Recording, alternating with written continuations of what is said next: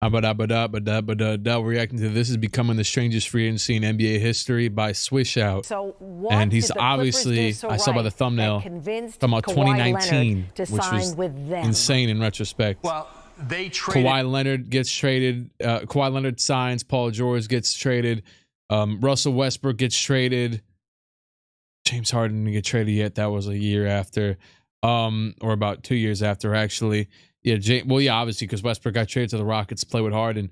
Kevin Durant and Kyrie Irving both signed with the Brooklyn Nets. It's all looking crazy in retrospect because none of those teams that and then obviously I think was also the year I saw Klay Thompson in the thumbnail. I believe Klay Thompson signed his extension, which is looking crazy now. But he has been playing a little bit better as of late. He dropped like 40 points and everything. For Paul George tonight, and they are. I remember when Chris Haynes dropped that notification at like 1:52 a.m. It might have been the exact time. It was like 1:52 a.m. I was getting ready to go to sleep. It was summer of 2019 that Paul George has been traded. Kawhi Leonard signed with the Clippers as well. Sending to Crazy. Oklahoma City, essentially a record collection of draft picks, 4 first-round picks, 4 unprotected future first-round picks, a protected future first-round pick, 2 pick swaps, and outstanding rookie point guard Shai Gilgeous-Alexander, Danilo Gallinari for Paul George. The 2019 NBA offseason was hyped to be one of the craziest we've ever seen. And how it actually panned out going on 4 years later is a great representation of that. These are some of the free agents we had entering that wild summer. Still one of the craziest I've ever seen. Not even to mention the draft, where we got Zion, Ja, Darius, 3 players that are all instrumental pieces to the new parity we have in the NBA today. We call LeBron the GM, which to me is always so fitting. No comment on RJ. And even his All-Star game teams represent that, ironically enough. Literally his whole 2018 starting lineup in the All-Star game found different teams that following offseason, and 3 of his reserves. That's insane. Now looking back at this crazy time in the NBA world, which wasn't that long ago, though it feels like it, it's wild how good this free agency turned for a select few of teams, but most importantly, how disastrous it turned for the majority of them. How was your AD got traded as well? Today's video is sponsored by Manscaped. The holidays are big. Fantastic. The harder I think about it, the worse it gets. I don't understand it. In the end, it was about Kyrie and friendship, as you say. Yeah. But Kevin's still too young to opt for just friendship. Kevin Durant just made a huge mistake to me. Kevin Durant, following that devastating Achilles tear where he really didn't even get a chance to defend that back-to-back NBA championship, he decided to join Kyrie in Brooklyn. A move that wasn't really that shocking based on how that last season in Golden State went. I made a whole video about them. I literally remember KD and Kyrie making that decision before free agency officially kicked off. So you knew KD was mentally gone. But now, looking at it 3 years later, it turned into one of the most ironic moves I think I've ever seen. KD left OKC because he felt like it was really just him and Russ, and the team plateaued with how they were constructed.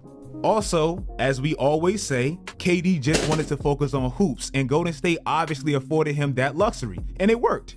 But 3 years later, he finds himself in a situation that to me is 2 times worse than anything he experienced in OKC. Say what you want about Russ. One thing he's been on every team he's ever been on is reliable and durable. For his first 5 seasons in the league, before he met Patrick Beverley, he literally played every single game of every single season. In Russ's span with KD, he played 92% of his games. Kyrie, for a multitude of reasons, has been the polar opposite of that. He's played less than 50%.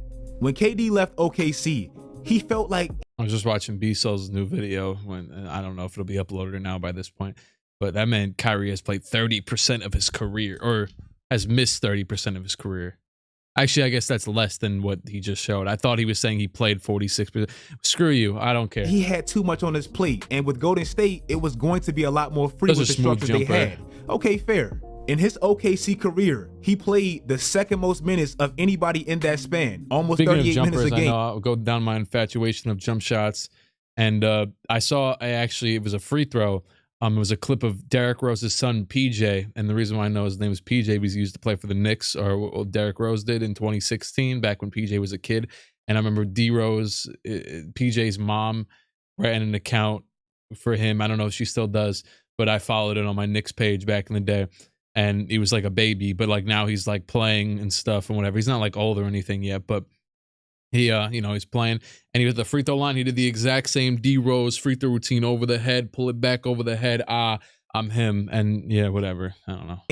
In Golden State, obviously, but I was thinking he was of KD's able to lower that shimmy with free throw his productivity not being so urgent for regular season games. Well, now from last season where it was a mess, and this season where it's continued to be a mess, he's right back to OKC days at 37 minutes a night.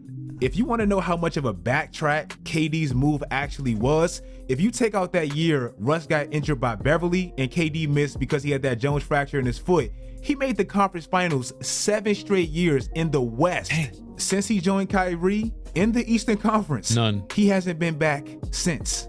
I will never forget talent when Lisa is up Leslie though, but yeah, called still. Jimmy Butler's move to Miami selfish. Butler, Miami. You're a fan or not a fan?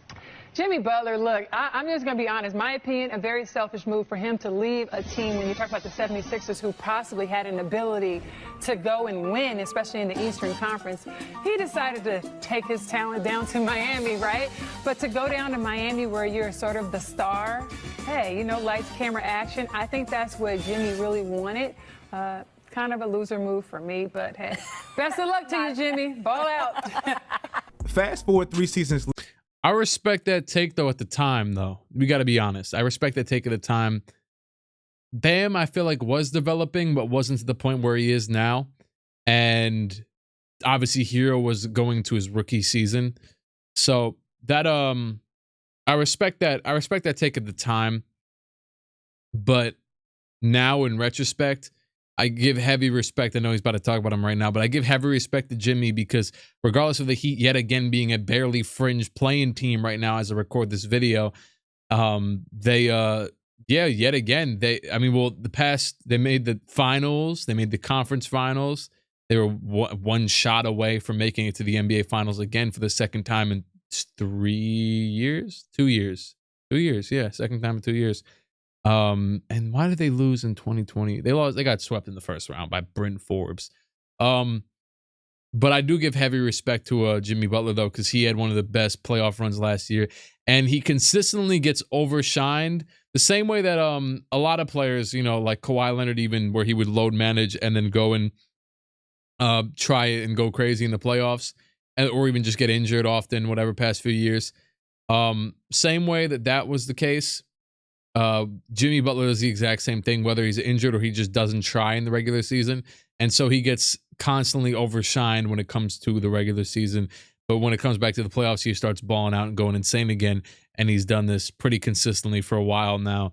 But honestly, I hope they make it back again this year. Maybe not over the Knicks. If that's the case, then you could let us rock. But they'll probably steal our spot. Let's be honest. But yeah. So good. But yeah, heavy respect to him though, because he keeps on winning. Where he's averaged his 3 highest assist totals with Miami, showing that he literally just wanted to maximize his potential with a franchise that aligns more with his personality, which he has. And since joining Miami, he's made an NBA Finals in his first year and 2 conference finals, while the team he left hasn't made either one of those. And not to mention, he beat Philly in the process last year. Speaking of Philly, this was the offseason where they ruined the NBA, or in other words, paid Ben Simmons. Now, to Philly's defense, they had no reason not to pay Ben Simmons. They just lost Jimmy Butler, and he was a promising player where everybody was banking on that potential. But after he got paid, let's look at exactly what's happened ever since. Nothing. Still made all-star teams and was a great defensive player, but he's progressively gotten less aggressive even after losing Jimmy Butler. The following season, missed the entire playoffs where they got swept. Not his fault. You can't blame anybody for getting injured. But then the next season, they got the first seed, blew a 3-2 lead to Atlanta, surprisingly, and he essentially got exposed. We need and then to banish this play and abused the player empowerment. It's just progressively gotten worse for Ben. And then this year, and I know he's coming off an injury, but we throw a parade because he had his season high 15 points 16 games into the year. But Ben is not the only player that offseason that kind of fell off after being paid. A player that I used to love, D'Angelo Russell, his may have been worse. He had his breakout year on his contract year, like everybody does. And then he got paid, got traded twice, and has really been a disappointment ever since. The best thing he's done, in my opinion, since being traded was score 52 on his future team, Minnesota, which probably urged them to make that trade, gifting Andrew Wiggins to Golden State. And we know how that's panned out. Since being in Minnesota, his first real year, he battled injuries, only playing 42 out of the 72 games. Okay, last year in the regular season, he was decent, but he's always inconsistent. And then in the playoffs, he was awful. Last year in the playoffs against Memphis, he shot and like if y'all 20%. remember, this is when I was done with him. He only scored over 12 points one time. He didn't shoot 50% in any of the games, and he had the lowest PER out of anybody that played any significant minutes. How does that happen? And then this season, yeah, he had a great game against Cleveland, but it's like he followed up last year's playoffs with like a playoffs deluxe.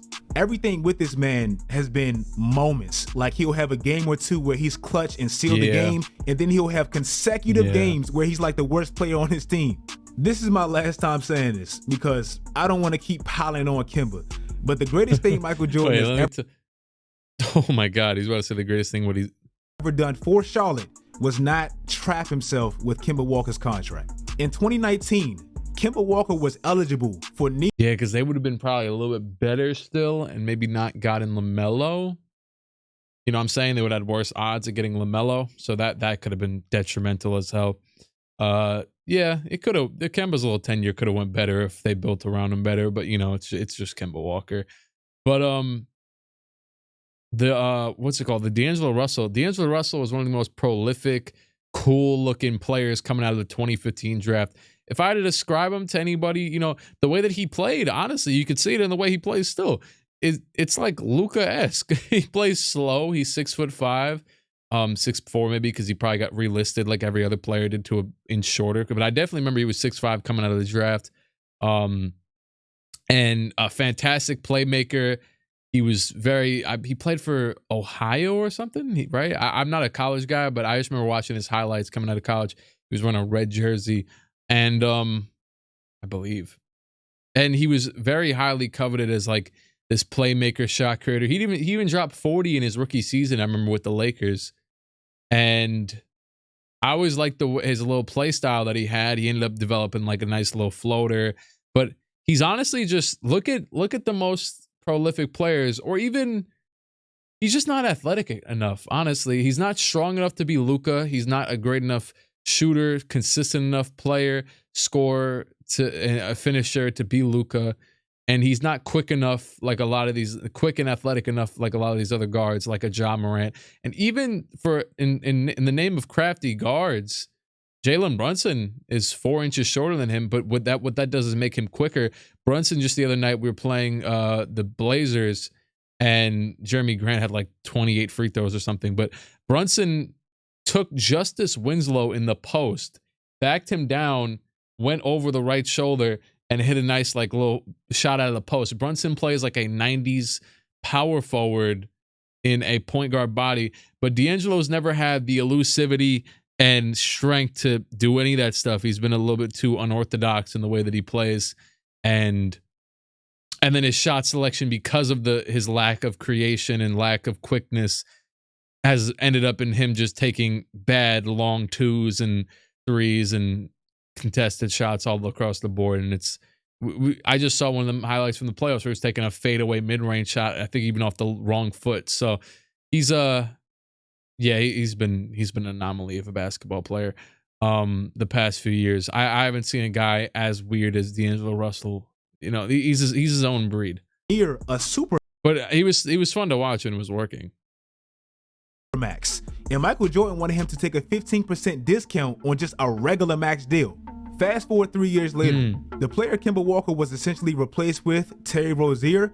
He's been solid. And unfortunately, injuries, it has Kemba Walker out the league.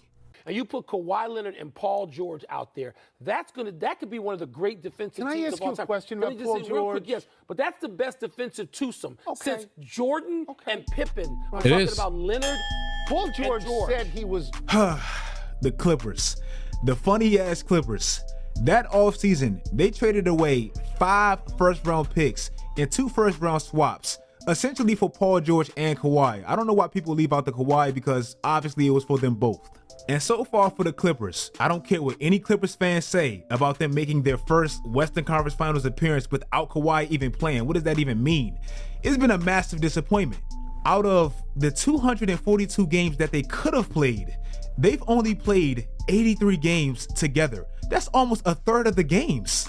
In the 3 seasons prior to them getting Kawhi and Paul George, they made 2 out of 3 playoffs and won 57% of their games. Well, since getting Jordan and Pippen 2.0, they've won 61% of their games and made 2 out of 3 playoffs. Nobody was thinking about the playoffs when they made this move. It was championship or bust, and they haven't come close.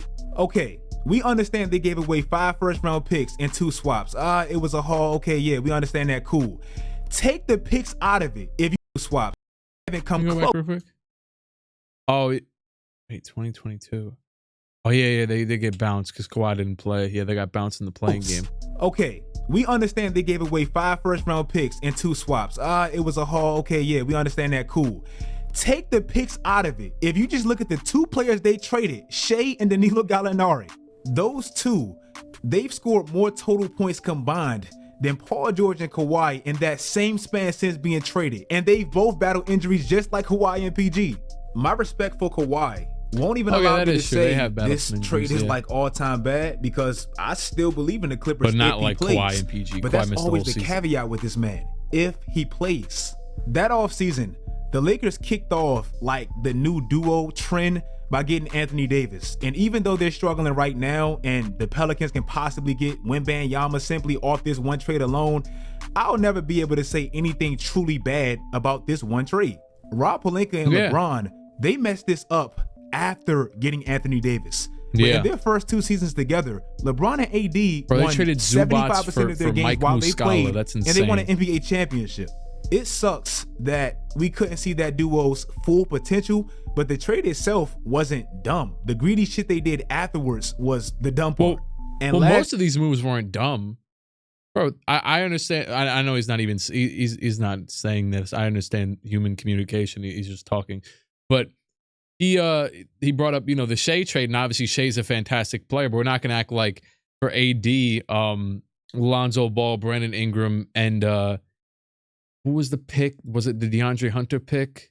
And also Josh Hart? That was it, right? And then obviously all these future picks, what might be Wembanyama. I mean, for the love of God, Wembanyama. In hindsight, it's going to look crazy if they got Victor or even Scoot or anybody from that top 5 of that draft. But the Lakers have been kind of trudging on and being fantastic the past few games, although half of them have been against the Spurs. So, but yeah, so even that will look like a bad trade in hindsight, as the Paul George one does. And obviously, the big thing with that is that they want a ring. So I would say you didn't really. I mean, you obviously are assuming we know that they won a championship. That's part of your equation. They're saying that it wasn't a stupid trade, but I will say that the Clippers trade is equal to that one, pretty similar to that one, honestly, assuming that that pick is somewhere within probably the lottery still this season. We'll see how their season pans out. Hopefully they do I would love to see the Lakers make the playoffs again, honestly. I'm not like I would love to see LeBron and AD have another run at title contention and everything, especially since they haven't really had a real one, a healthy one in years since 2020 when they won it. So yeah. And what was the other trades that? Well, whatever. Just keep it. Especially Klay Thompson. They paid this man a gigantic salary, even after he tore his ACL in the finals. clearly this contract was like back pay for everything Klay gave this franchise prior to that injury. I was about to say the same and that thing. was very respectable to me. Before Klay tore his ACL, he played the second most Danny games Ainge would have had since this man entering in the Charlotte. league. And if you add the playoffs, he played the most. But unfortunately, since he got paid, the contract does look a little rough now. The first 2 years, we get it. He tore his ACL, devastating, then came back and tore his Achilles, even more devastating. Basically, he got paid to rehab for those first 2 years, which, again, I respect. Fire. But then last year, he came back on a $37 million cap hit, and he did help them win the championship. Had his bad moments, but he did help. But now, I feel like they're starting to pay for it, because in 2022, they're paying Klay Thompson $40 million, and then next year, another $43 million. Imagine if Klay made around half that, like Andrew Wiggins, who's actually better than him. I feel like, one, they could keep that big three together if they so pleased, and two, they could fill out that roster a little better instead of paying Steph and Klay almost $100 million when only one of them is really worth it. Again, respect it, and Klay definitely earned it in his prime, but they're definitely feeling it now. If you guys like this video, make sure. Shout out to Swish Out. It's a good video. I like his little simple, not too, like my only gripe with some of these videos is that like people will, and he even did it, I think at one point in this video that I like mentally thought of it, maybe didn't call him out for it, but or maybe it was the stat with Paul George and Kawhi versus Shea and Danilo in points and whatever. But some of these videos like gripe too much at like stats that aren't exactly, and not necessarily that they aren't cool, but they're not like, they don't really mean anything, but like I still enjoy them, but they don't mean anything. They don't prove anything. So, but yeah, I like his more general ball talk, revisionist, or not revisionist, because that sounds like that has a negative connotation, but just, looking back on stuff that has happened in the league. That was big with me. I remember when I was under my Knicks page religiously on Instagram, that's like my saving grace. Me talking about my Knicks page is like me, is like when what's it called? A old man talks about how he would have made it to the league if he didn't tear his ACL. I didn't tear my ACL, just decided to stop running it because I got big on YouTube. But and I still do run it occasionally. But when I was really putting in work, I had made a whole and this is egregious, obviously, for them, but I made a whole Knicks draft history, trades and drafts and all that stuff from 2000 to like, at that point, it was like 2017 or 2018. I made a history of all their picks and all that type of stuff that they had done in the trading of picks and how egregious they handled the 2000s specifically. And screw it, we're already this deep into me rambling about this. Like, for example, 2007 and 2006, they traded 2007 and 6 picks for Eddie Curry. And those picks ended up becoming LaMarcus Aldridge in 06 and Joakim Noah in 07, or one way or the other or whatever. And then for the other one was this one's even crazier. Because I've never seen a team willingly make this much of a leap. And by the way, all this is under the tenure of Isaiah Thomas, Pistons legend Isaiah Thomas being our GM and being an idiot. In 2002, he traded our 02 first round pick. It was one of those years, 02, 03. Traded our 02 first round pick and our 2010 first round pick in 2002. He just traded a first round pick 8 years away. Just willingly. We had all the picks available for the next couple of years, and he just traded the one in 2010. And I think it was for Marbury. It was for Stephon Marbury. That 2010 pick became Gordon Hayward. So, kids, don't trade your 2010 picks. And shout out to Derek Williams.